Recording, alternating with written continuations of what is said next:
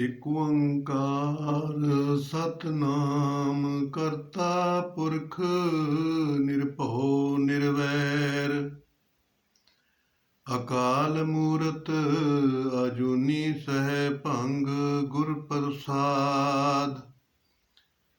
ਜਪ ਆਦ ਸੱਚ ਜੁਗਾਦ ਸੱਚ ਹੈ ਭੀ ਸਚ ਨਾਨਕ ਹੋਸੀ ਭੀ ਸਚ। ਡੰਡੌਤ ਬੰਦਨ ਅਨਕ ਬਾਰ ਸਰਬ ਕਲਾ ਸਮਰੱਥ। ਡੋਲਨ ਤੇ ਰਾਖੋ ਪ੍ਰਭੂ ਨਾਨਕ ਦੇ ਕਰ ਹੱਥ। ਸਤਨਾਮ ਵਾਹਿਗੁਰੂ ਸਤਨਾਮ ਵਾਹਿਗੁਰੂ।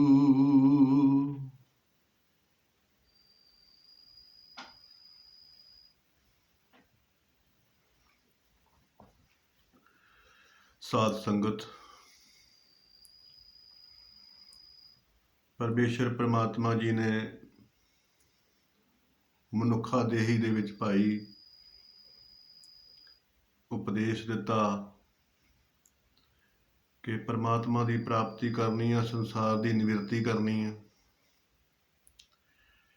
ਔਰ ਇਸੇ ਹੀ ਮਨੋਰਥ ਨੂੰ ਪੂਰਾ ਕਰਨ ਵਾਸਤੇ ਭਾਈ ਪਰਮੇਸ਼ਰ ਪ੍ਰਮਾਤਮਾ ਜੀ ਗ੍ਰੰਥਾਂ ਦੇ ਵਿੱਚ, ਬਾਣੀ ਦੇ ਵਿੱਚ ਉਪਦੇਸ਼ ਦਿੰਦੇ ਨੇ। ਤੋ ਮਾਗ ਮੰਜਨ ਸੰਗ ਸਾਧੂਆਂ ਧੂੜੀ ਕਰ ਇਸ਼ਨਾਨ। ਹਰ ਕਾ ਨਾਮ ਤਿਹਾਏ ਸੁਣ ਸਭਨਾ ਨੂੰ ਕਰ ਦਾਨ।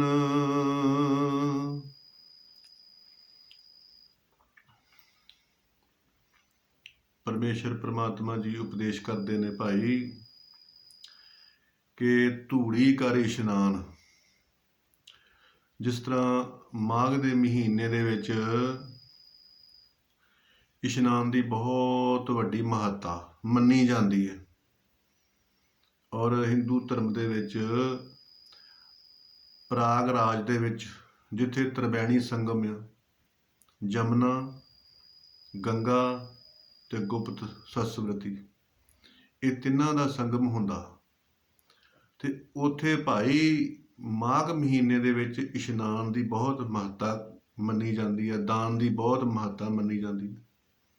ਤੇ ਸਾਰਾ ਮਹੀਨਾ ਉੱਥੇ ਬਹੁਤ ਸਾਰੇ ਸ਼ਰਧਾਲੂ ਕਲਪਵਾਸ ਕਰਦੇ ਨੇ। ਇੱਕ ਮਹੀਨਾ ਉਹ ਉੱਥੇ ਤੀਰਥ ਦੇ ਉੱਤੇ ਰਹਿੰਦੇ ਨੇ, ਤੰਬੂ ਦੇ ਵਿੱਚ, ਔਰ ਉੱਥੇ ਹੀ ਸਿਮਰਨ ਕਰਦੇ ਨੇ, ਦਾਨ ਪੁੰਨ ਕਰਦੇ ਨੇ ਤੇ ਮਾਨਤਾ ਇਹ ਆ ਕਿ ਸਵਰਗ ਦੇ ਵਿੱਚ ਵਾਸ ਹੁੰਦਾ। ਇਸ ਨੂੰ ਉਹ ਕਲਪ ਵਾਸ ਕਹਿੰਦੇ ਨੇ।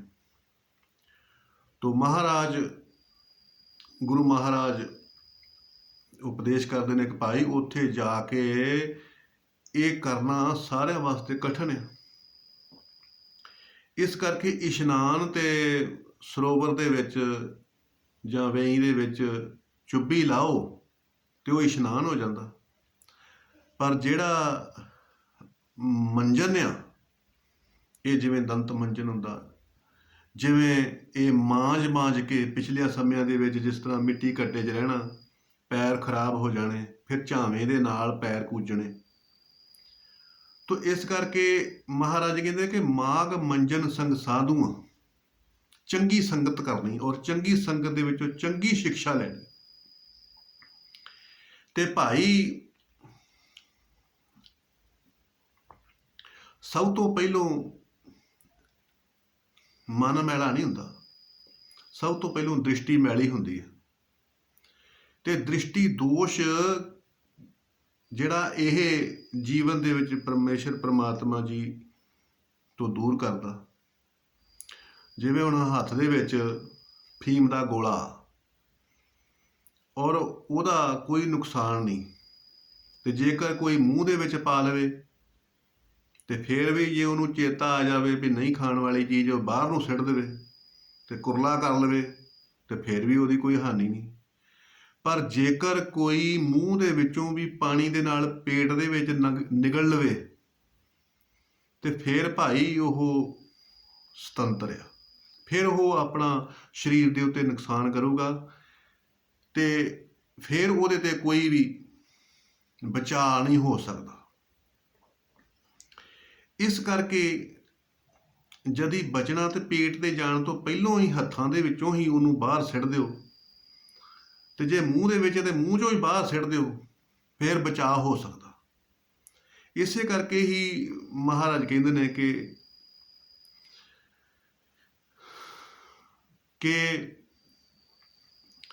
ਇਹ ਨੇਤਰੋ ਮੇਰਿਓ ਹਰ ਧੁੰਮੈ ਜੋਤ ਧਰੇ, ਪਰ ਤ੍ਰੈ ਰੂਪ ਨਾ ਪੇਖੋ ਨੇਤਰ। ਮਹਾਰਾਜ ਕਹਿੰਦੇ ਨੇ ਕਿ ਭਾਈ ਇਹਨਾਂ ਅੱਖਾਂ ਦੇ ਨਾਲ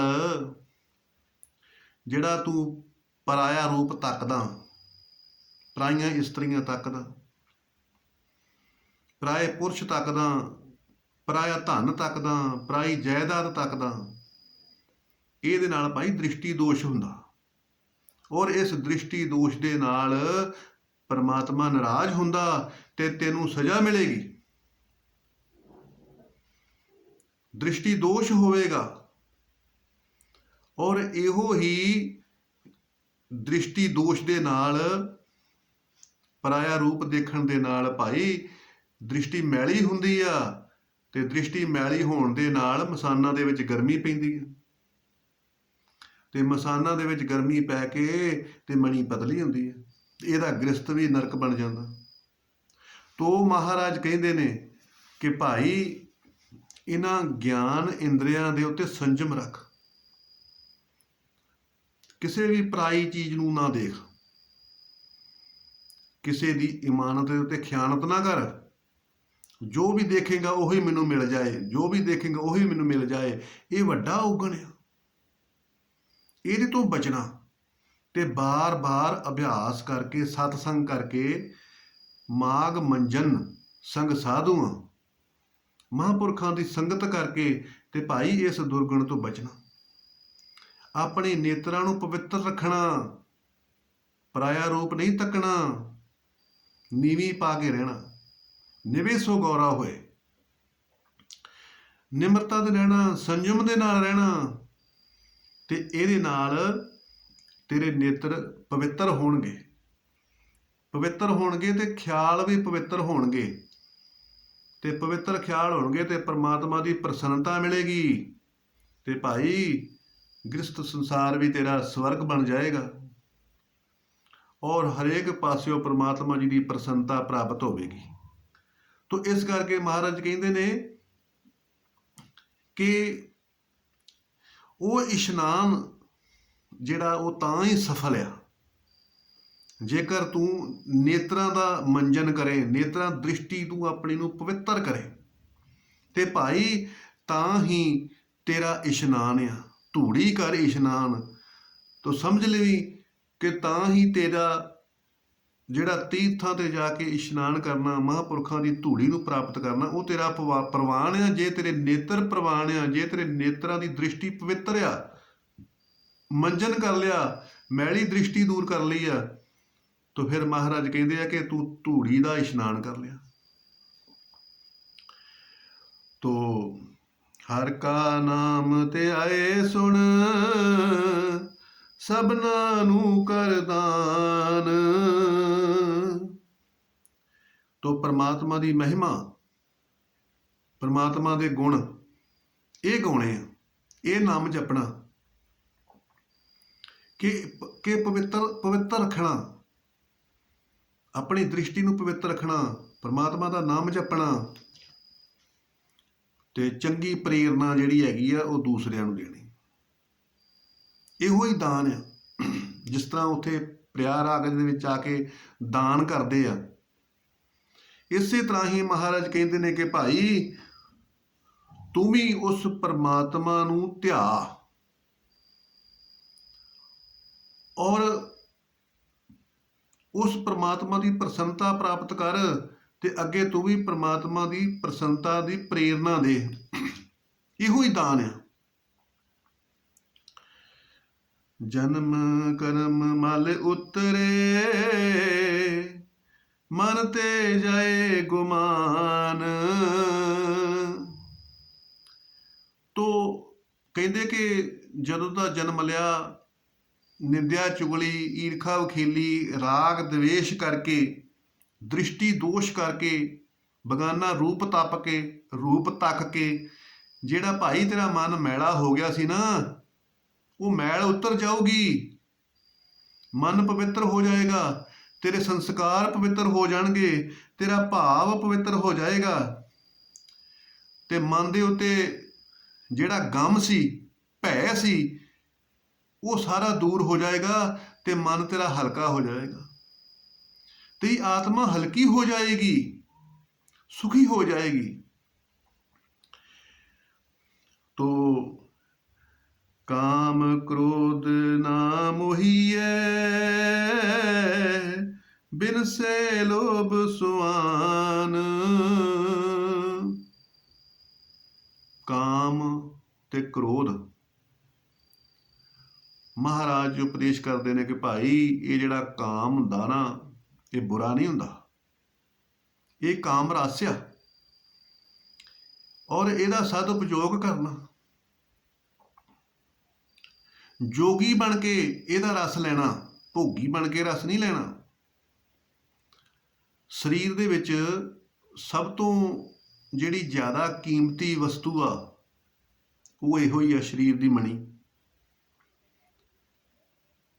ਕਾਮ ਦਾ ਮਤਲਬ ਕਾਮ ਕੀ ਵਸਤੂ। ਜੇਕਰ ਸਰੀਰ ਦੇ ਵਿੱਚ ਕਾਮ ਆ, ਸਰੀਰ ਦੇ ਵਿੱਚ ਤਾਕਤ ਆ, ਤੇ ਸਭ ਕੁਛ। ਜੇ ਸਰੀਰ ਦੇ ਵਿੱਚ ਊਰਜਾ ਨਹੀਂ ਤੇ ਕੁਝ ਵੀ ਨਹੀਂ, ਮ੍ਰਿਤਕ ਦੇ ਸਮਾਨ ਆ। ਤੋ ਮਹਾਰਾਜ ਕਹਿੰਦੇ ਨੇ ਕਿ ਭਾਈ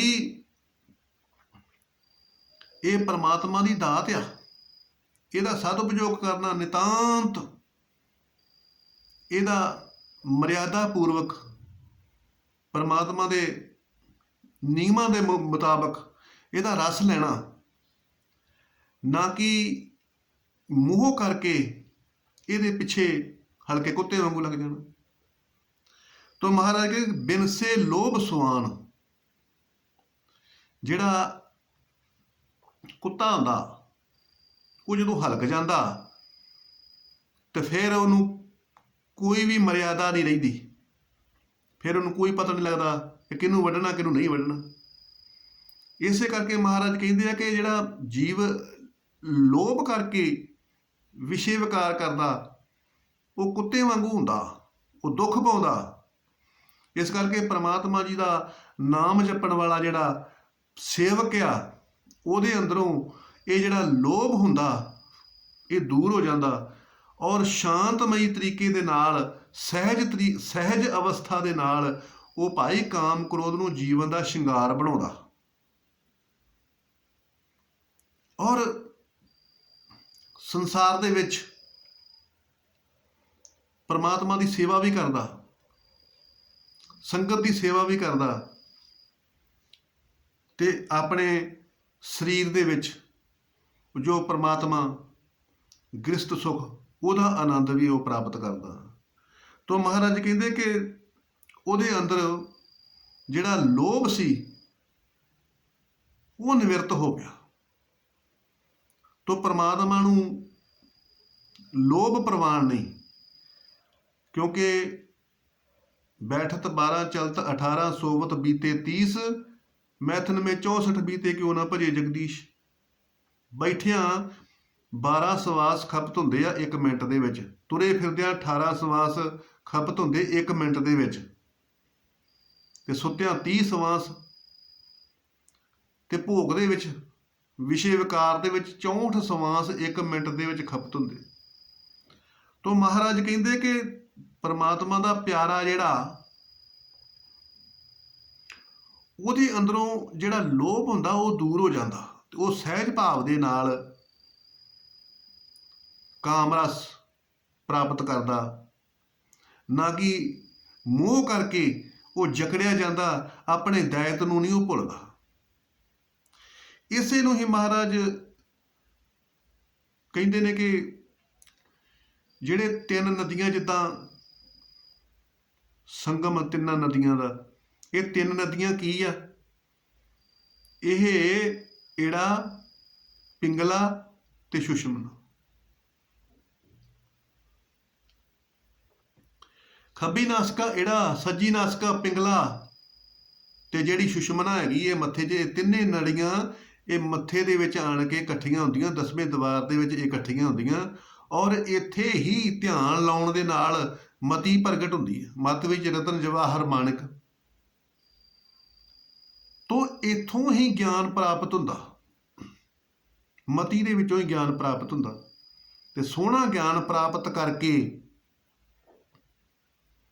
ਤੇ ਭਾਈ ਸੰਸਾਰ ਦੇ ਵਿੱਚ ਉਹ ਕਾਮ ਦਾ ਰਸ ਵੀ ਲੈਂਦਾ, ਨਾਮ ਦਾ ਰਸ ਵੀ ਲੈਂਦਾ, ਭੋਗ ਵੀ ਕਰਦਾ, ਜੋਗ ਵੀ ਕਰਦਾ, ਔਰ ਆਪਣੇ ਜੀਵਨ ਨੂੰ ਸਫਲ ਕਰਦਾ। ਤੋ ਸੱਚੇ ਮਾਰਗ ਚੱਲਦਿਆਂ ਉਸਤਤ ਕਰੇ ਜਹਾਨ। ਤੋ ਜੇਕਰ ਉਹਨੇ ਸੰਜਮ ਰੱਖਿਆ, ਲੋਭ ਨਹੀਂ ਕੀਤਾ, ਸਰੀਰ ਵਿੱਚ ਉਤੇਜਨਾ ਨਹੀਂ ਆਈ, ਤੋ ਫਿਰ ਮਹਾਰਾਜ ਕਹਿੰਦੇ ਨੇ ਕਿ ਸੰਜਮ ਰੱਖਿਆ ਤੇ ਫਿਰ ਉਹਦੇ ਸਰੀਰ ਦੇ ਵਿੱਚ ਊਰਜਾ ਬਚੀ।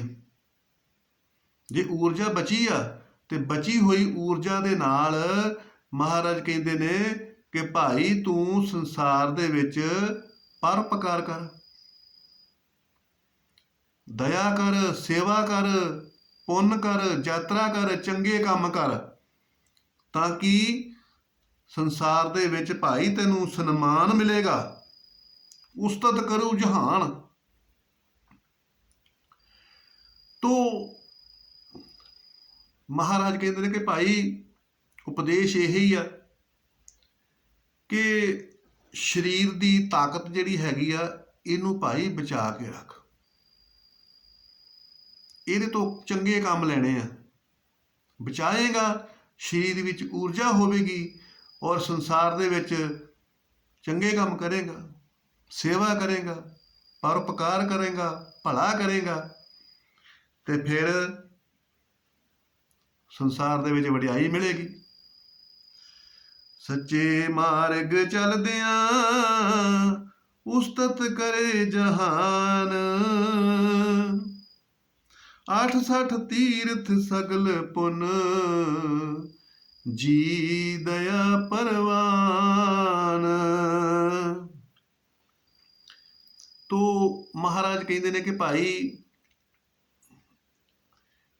ਕਈ ਵਾਰੀ ਮਨੁੱਖ ਇਹੋ ਹੀ ਸੋਚਦਾ ਰਹਿ ਜਾਂਦਾ ਵਾ ਕਿ ਕਰਨਾ ਤੇ ਜ਼ਿਆਦਾ ਕਰਨਾ, ਜ਼ਿਆਦਾ ਸੇਵਾ ਕਰਨੀ ਆ, ਨਹੀਂ ਤਾਂ ਨਹੀਂ ਕਰਨੀ, ਜ਼ਿਆਦਾ ਪੁੰਨ ਕਰਨਾ, ਨਹੀਂ ਤਾਂ ਨਹੀਂ ਕਰਨਾ, ਜ਼ਿਆਦਾ ਨਾਮ ਜਪਣਾ, ਨਹੀਂ ਤਾਂ ਨਹੀਂ ਜਪਣਾ, ਜ਼ਿਆਦਾ ਭਲਾ ਕਰਨਾ, ਨਹੀਂ ਤਾਂ ਨਹੀਂ ਕਰਨਾ। ਤੋ ਕਹਿੰਦੇ ਹੁੰਦੇ ਆ ਕਿ ਨਹੀਂ ਕਿ ਬਹੁਤੇ ਨੂੰ ਪਿਆਰ ਹੈ ਥੋੜੇ ਤੋਂ ਵੀ ਗਿਆ। ਤੋ ਇਸ ਕਰਕੇ ਭਾਈ ਨਾ ਕਿਣਕਾ ਮਾਤਰ ਵੀ ਜੇਕਰ ਤੈਨੂੰ ਕੋਈ ਭਲਾ ਕੰਮ ਮਿਲਦਾ ਤੇ ਕਰ। 68 ਤੀਰਥ ਸਗਲ ਪੁੰਨ ਜੀ ਦਇਆ ਪਰਵਾਨ। ਕਹਿੰਦੇ ਜ਼ਿਆਦਾ ਨਹੀਂ, ਤੇ ਜਿਹੜਾ ਤੇਰਾ ਆਪਦਾ ਜੀ ਤਪਦਾ ਪਿਆ ਵਾ ਨਾ ਵਹਿਮ ਦੇ ਵਿੱਚ, ਭੈ ਦੇ ਵਿੱਚ, ਕਹਿੰਦੇ ਇਹਦਾ ਹੀ ਭਲਾ ਕਰ ਦੇ, ਇਹਨੂੰ ਹੀ ਵਹਿਮ ਤੋਂ ਦੂਰ ਕਰ ਲੈ, ਇਹਨੂੰ ਹੀ ਭੈ ਤੋਂ ਦੂਰ ਕਰ ਲੈ, ਤੇ ਸਾਰੇ ਸੰਸਾਰ ਦੇ ਜਿਹੜੇ ਨੇ ਜੀਵ, ਇਹਨਾਂ ਵਾਸਤੇ ਦਇਆ ਭਾਵ ਰੱਖ ਕਿ ਮੈਂ ਕਿਸੇ ਨੂੰ ਮਿਲਾਵਟ ਨਹੀਂ ਕਰਕੇ ਦੇਣੀ, ਮੈਂ ਕਿਸੇ ਨਾਲ ਧੋਖਾ ਨਹੀਂ ਕਰਨਾ, ਮੈਂ ਕਿਸੇ ਨਾਲ ਫਰੇਬ ਨਹੀਂ ਕਰਨਾ, ਮੈਂ ਕਿਸੇ ਨਾਲ ਠੱਗੀ ਨਹੀਂ ਕਰਨੀ। ਦਇਆ ਭਾਵ ਰੱਖਣਾ। ਹਾਲੇ ਕਰਨਾ ਤੇ ਦੂਰ ਦੀ ਗੱਲ ਆ, ਜੇਕਰ ਮਹਾਰਾਜ ਕਹਿੰਦੇ ਭਾਵ ਹੀ ਰੱਖ ਲੇਗਾ ਨਾ, ਤੇ ਇੰਨੇ ਦੇ ਵਿੱਚ ਹੀ ਕਹਿੰਦੇ ਕਿ ਤੈਨੂੰ ਇੰਨਾ ਪੁੰਨ ਮਿਲੂਗਾ ਕਿ ਜਿੰਨਾ ਪੁੰਨ 68 ਤੀਰਥਾਂ ਦੇ ਜਾ ਕੇ ਇਸ਼ਨਾਨ ਕਰਨ ਦਾ, ਉੱਥੇ ਪਾਠ ਪੂਜਾ ਕਰਾਉਣ ਦਾ, ਹਵਨ ਜਗ ਕਰਾਉਣ ਦਾ, ਦਾਨ ਪੁੰਨ ਕਰਾਉਣ ਦਾ, ਜਿੰਨਾ ਫਲ ਰਸ ਪ੍ਰਾਪਤ ਹੋਵੇਗਾ ਨਾ, ਇੰਨਾ ਫਲ ਰਸ ਤੈਨੂੰ ਪ੍ਰਾਪਤ ਅੰਦਰ ਭਾਵਨਾ ਦੇ ਨਾਲ ਹੀ ਹੋ ਜਾਏਗਾ। ਕਰਨ ਦੇ ਨਾਲ ਤੇ ਬਹੁਤ ਜ਼ਿਆਦਾ ਵਾ। ਕਰਨ ਤੋਂ ਪਹਿਲੋਂ ਜੇਕਰ ਇਹ ਭਾਵ ਹੀ ਅੰਦਰ ਪ੍ਰਗਟ ਕਰ ਲਿਆ ਦਇਆ ਦਾ, ਤਾਂ ਵੀ ਤੈਨੂੰ 88 ਤੀਰਥਾਂ ਜਿੰਨਾ ਫਲ ਰਸ ਕਹਿੰਦੇ ਨੇ ਪ੍ਰਾਪਤ ਹੋ ਜਾਏਗਾ। ਤੋ ਭਾਵਨਾ ਪਵਿੱਤਰ ਰੱਖਣੀ ਆ। ਮਨਸ਼ਾ ਇਹੋ ਹੀ ਆ ਗੁਰੂ ਮਹਾਰਾਜ ਦੀ ਕਿ ਭਾਵਨਾ ਪਵਿੱਤਰ ਰੱਖ। ਇਹ ਨਹੀਂ ਕਿ ਮੈਂ ਆਪਣੇ ਪਰਿਵਾਰ ਨੂੰ ਸੁਰੱਖਿਆ ਕਰਨੀ ਆ, ਬਚਾਉਣਾ, ਉਹਨਾਂ ਨੂੰ ਸ਼ੁੱਧ ਵਸਤੂ ਦੇਣੀ ਆ ਤੇ ਦੂਸਰੇ ਦਾ ਕੋਈ ਪਰਵਾਹ ਨਹੀਂ। ਨਹੀਂ ਭਾਈ, ਏਕ ਪਿਤਾ ਏਕ ਸਕੇ ਹੰਬਾਰਕ, ਤੂੰ ਮੇਰਾ ਗੁਰਹਾਈ। ਇੱਕੋ ਹੀ ਪਿਤਾ ਵਾ, ਬਾਕੀ ਸਭ ਉਹਦੀ ਔਲਾਦ ਆ। ਇਹ ਭਾਵ ਨੂੰ ਰੱਖੇਗਾ, ਜੇ ਤੂੰ ਦੂਸਰਿਆਂ ਪ੍ਰਤੀ ਸ਼ੁੱਧ ਭਾਵ ਰੱਖੇਗਾ ਤੇ ਤਾਂ ਹੀ ਤੇਰਾ ਭਲਾ ਹੋਵੇਗਾ। ਤਾਂ ਹੀ ਤੂੰ ਭਾਈ ਇਸ ਸੰਸਾਰ ਤੋਂ, ਸਾਗਰ ਤੋਂ ਤਰ ਜਾਏਗਾ, ਪਰਮਾਤਮਾ ਦੀ ਤੈਨੂੰ ਪ੍ਰਾਪਤੀ ਹੋਵੇਗੀ। ਤੋ ਇਸ ਕਰਕੇ ਮਹਾਰਾਜ ਕਹਿੰਦੇ ਨੇ ਕਿ ਜਿਸ ਨੂੰ ਦੇਵੇ ਦਇਆ ਕਰ, ਸੋਈ ਪੁਰਖ ਸੁਜਾਨ। ਤੋ ਕਹਿੰਦੇ ਨੇ ਕਿ ਪਰਮਾਤਮਾ ਦਇਆ ਕਰਕੇ ਜਿਸ ਨੂੰ ਇਹ ਬਲ ਦੇ ਦੇਵੇ ਨਾ, ਉਹ ਹੀ ਪੁਰਖ ਸੁਜਾਨ ਆ, ਉਹ ਹੀ ਪੁਰਖ ਪਰਮਾਤਮਾ ਦੇ ਘਰ ਦੇ ਵਿੱਚ ਪ੍ਰਵਾਨ ਹੈ। ਕਿ ਕਹਿੰਦੇ ਕਿ ਜਿਸ ਨੂੰ ਦੇਵੇ ਦਇਆ ਕਰ, ਜਿਸ ਨੂੰ ਪਰਮਾਤਮਾ ਕਿਰਪਾ ਕਰਕੇ ਇਹ ਬਲ ਦੇ ਦੇਵੇ ਨਾ ਦਇਆ ਕਰਨ ਦਾ, ਕਹਿੰਦੇ ਉਹ ਪੁਰਖ ਜਿਹੜਾ ਹੈਗਾ ਨਾ, ਉਹ ਪਰਮਾਤਮਾ ਦੇ ਘਰ ਵਿੱਚ ਪ੍ਰਵਾਨ ਆ। ਇਸ ਕਰਕੇ ਬਲ ਜਿਹੜਾ ਉਹ ਅੰਦਰੋਂ ਪੈਦਾ ਕਰੋ, ਊਰਜਾ ਪੈਦਾ ਕਰੋ, એનર્ਜੀ ਪੈਦਾ ਕਰੋ, ਹਿੰਮਤ ਪੈਦਾ ਕਰੋ, ਉਤਸ਼ਾਹ ਪੈਦਾ ਕਰੋ, ਦਮ ਪੈਦਾ ਕਰੋ, ਤਾਂ ਹੀ ਅੱਗੇ ਵੱਧ ਸਕਦੇ ਆ। ਤਾਂ ਹੀ ਪਰਮਾਤਮਾ ਦੇ ਪਾਸੇ ਇੱਕ ਕਦਮ ਚਰਨ ਸਰਣ ਗੁਰੂ ਏਕ ਪੈਂਡਾ ਜਾਏ ਚੱਲ, ਸਤਿਗੁਰੂ ਕੋਟ ਪੈਂਡਾ ਆਗੇ ਹੋਈ ਲੇਤ ਹੈ। ਇੱਕ ਕਦਮ ਰੱਖਾਂਗੇ ਤੇ ਤਾਂ ਹੀ ਗੁਰੂ ਅੱਗਿਓਂ ਕਈ ਕਦਮ ਅੱਗਿਓਂ ਆਣ ਕੇ ਮਿਲੂਗਾ। ਭਾਵ ਉਦਮ ਕਰਾਂਗੇ, ਉਦਮ ਕਰਿੰਦਿਆਂ ਜੀਵ ਤੂੰ ਕਮਾਵਦਿਆਂ ਸੁਖ ਪੁੰਚ। ਜੇ ਉਦਮ ਕਰਾਂਗੇ ਨਾ ਤੇ ਤਾਂ ਹੀ ਉਹਦੇ ਗਿਆਨ ਦੇ ਵਿੱਚ ਵਾਧਾ ਹੁੰਦਾ, ਕਿਉਂਕਿ ਉਹਦੇ ਵਿੱਚ ਸੁੱਖ ਪ੍ਰਾਪਤ ਹੁੰਦਾ। ਕਿਸੇ ਨੂੰ ਚੰਗੀ ਸਲਾਹ ਦੇ ਦਿਓ ਤੇ ਬੜਾ ਰਸ ਆਊਗਾ, ਦੂਸਰੇ ਦਿਨ ਹੋਰ ਵੀ ਚੰਗੀ ਸਲਾਹ ਦੇਣ ਨੂੰ ਚਿੱਤ ਕਰੂਗਾ। ਇਸ ਕਰਕੇ ਮਹਾਰਾਜ ਕਹਿੰਦੇ ਨੇ ਕਿ ਜਿਹਨੂੰ ਪਰਮਾਤਮਾ ਇਹ ਬਲ ਦੇਵੇ, ਉਹ ਕਰਮਾਂ ਵਾਲਾ, ਭਾਗਾਂ ਵਾਲਾ ਪੁਰਖ ਹੁੰਦਾ। ਪਰਮਾਤਮਾ ਦੇ ਘਰ ਦੇ ਵਿੱਚ ਉਹ ਪ੍ਰਵਾਨ ਹੁੰਦਾ। ਜਿਨ ਮਿਲਿਆ ਪ੍ਰਭ ਆਪਣਾ, ਨਾਨਕ ਤਿਨ ਕੁਰਬਾਨ। ਜਿਨ੍ਹਾਂ ਮਿਲਿਆ ਪ੍ਰਭ ਆਪਣਾ, ਤੋ ਐਸੇ ਜਿਹੜੇ ਭਾਗਾਂ ਵਾਲੇ ਜੀਵ ਨੇ, ਜਿਨ੍ਹਾਂ ਨੂੰ ਭਾਈ ਮਿਹਨਤ ਮਸ਼ੱਕਤ ਕਰਕੇ ਆਪਣੇ ਆਤਮਕ ਸਰੂਪ ਦੀ ਪਛਾਣ ਹੋਈ। ਤੋ ਕਹਿੰਦੇ ਨੇ ਮਹਾਰਾਜ ਕਿ ਮਹਾਰਾਜ ਕਹਿੰਦੇ ਕਿ ਅਸੀਂ ਉਹਨਾਂ ਤੋਂ ਕੁਰਬਾਨ ਜਾਂਦੇ ਹਾਂ, ਕਿਉਂਕਿ ਇਹ ਜੀਵ ਜਿਹੜਾ ਪਰਮਾਤਮਾ ਤੋਂ ਵਿਛੜਿਆ ਹੋਇਆ, ਜਿਸ ਤਰ੍ਹਾਂ ਸੂਰਜ ਕਿਰਨ ਮਿਲੀ ਜਲ ਕਾ ਜਲ ਹੁਆ ਰਾਮ, ਜੋਤੀ ਜੋਤ ਰਲੀ ਸੰਪੂਰਨ ਥੀਆ ਕਾਮ। ਪਹਾੜਾਂ ਤੋਂ ਬੂੰਦ ਜਿਹੜੀ ਹੈਗੀ ਆ, ਉਹ ਸਮੁੰਦਰ ਤੋਂ ਵਿਛੜੀ ਆ ਤੇ ਸਮੁੰਦਰ ਨੂੰ ਹੀ ਉਹ ਮਿਲਣਾ ਚਾਹੁੰਦੀ ਆ। ਇਸੇ ਤਰ੍ਹਾਂ ਹੀ ਸੂਰਜ ਦੀ ਕਿਰਨ ਜਿਹੜੀ ਅਗਨੀ ਆ, ਉਹ ਸੂਰਜ ਨੂੰ ਮਿਲਣਾ ਚਾਹੁੰਦੀ ਆ। ਤੋ ਇਸੇ ਤਰ੍ਹਾਂ ਹੀ ਜੀਵ ਆਤਮਾ ਜਿਹੜੀ ਹੈਗੀ ਉਹ ਵੀ ਪਰਮਾਤਮਾ ਨੂੰ ਮਿਲਣਾ ਚਾਹੁੰਦੀ ਆ। ਤੋ ਮਿਲ ਕੇ ਹੀ ਉਹਨੂੰ ਸੰਤੁਸ਼ਟੀ ਪ੍ਰਾਪਤ ਹੁੰਦੀ ਆ।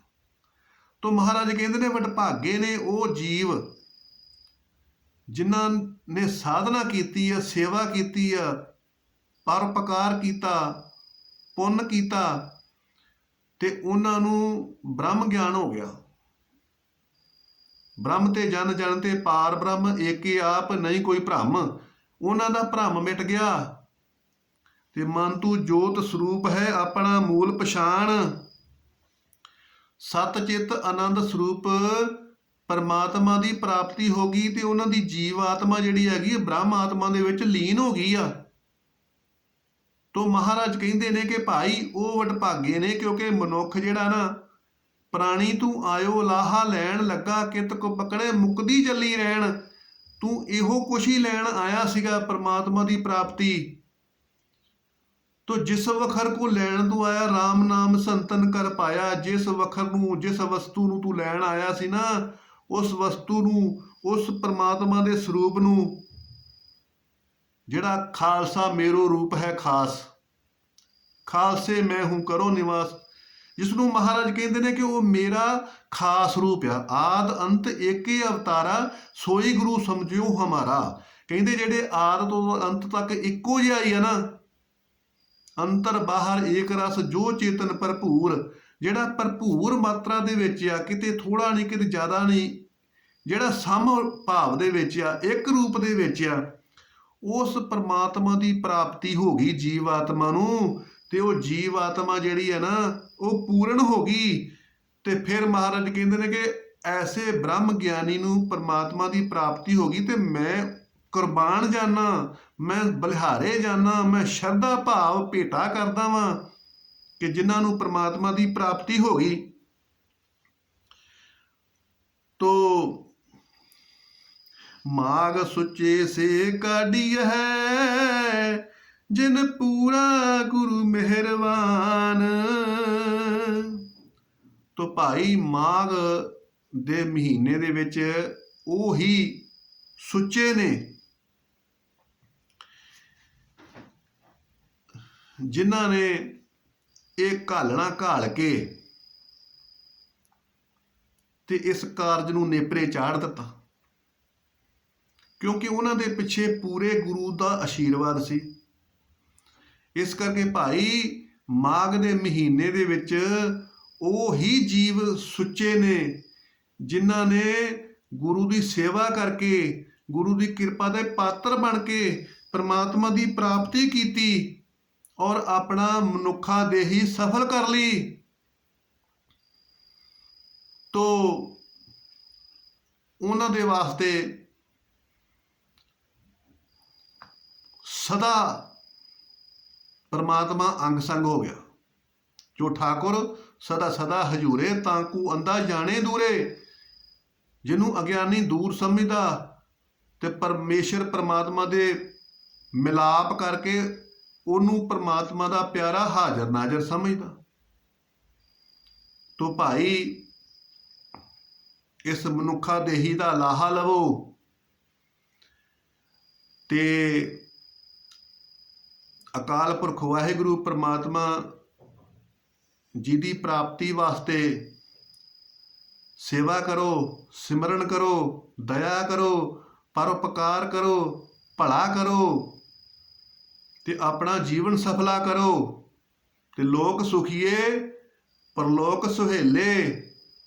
ਨਾਨਕ ਹਰ ਪ੍ਰਭ ਆਪੇ ਮੇਲੇ, ਨਾਨਕ ਨਾਮ ਚੜ੍ਹਦੀ ਕਲਾ, ਤੇਰੇ ਭਾਣੇ ਸਰਬੱਤ ਦਾ ਭਲਾ।